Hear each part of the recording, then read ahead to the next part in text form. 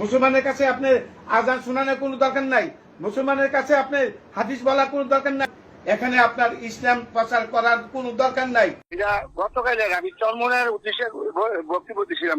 বাংলাদেশে ইসলাম প্রচার করার কোনো দরকার নেই, মুসলমানের কাছে আজান শোনানোরও কোনো দরকার নেই। মুরাদনগরে বিএনপি নেতার এমন বক্তব্যে সামাজিক যোগাযোগ মাধ্যম ফেসবুকে বইছে সমালোচনার ঝড়। রবিবার বিকেলে মুরাদনগর উপজেলার পাহাড়পুর ইউনিয়ন বিএনপির কার্যালয়ে বিএনপি নেতা নান্নু মিয়ার দেয়া একটি বক্তব্যের ভিডিও এখন ফেসবুকে ভাইরাল হয়েছে। নান্নু মিয়া পাহাড়পুর ইউনিয়ন বিএনপির প্রচার সম্পাদক ও ডেকরিরপাড় গ্রামের মৃত আজগর আলীর ছেলে।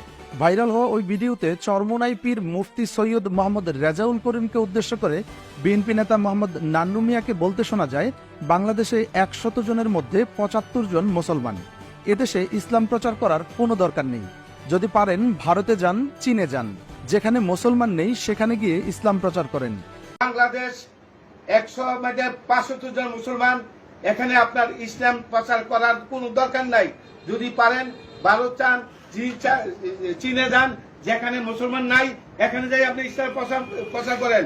মুসলমানের কাছে আপনি আজান শোনানোর কোনো দরকার নাই, মুসলমানের কাছে আপনি হাদিস বলার কোনো দরকার নাই। আপনি এখন একটা ব্যবসা শুরু করে দিচ্ছেন, আপনার মুখে যেই কথা আসছে মুখে আপনারাই বলছেন যে গীবত গাওয়া মানে কি মালকে জিনা করা।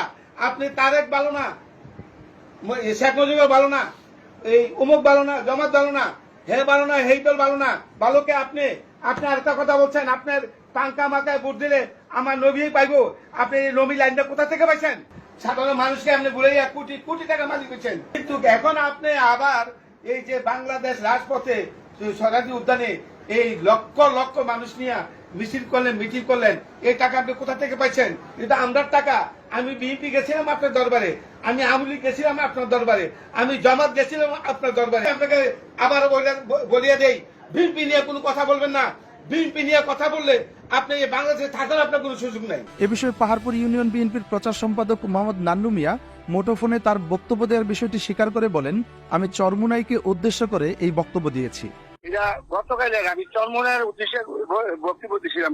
হ্যাঁ, তবে এই কথাটা ওই যে কথা বলছি যে এখানে মুসলমানের দেশ, বারাউলিয়ার দেশ, এখানে হাদিস কোরআন লাগবে না, যেখানে হিন্দু দেশ ওইখানে যান, ইসলাম প্রচার এখন আপনার করবেন কি?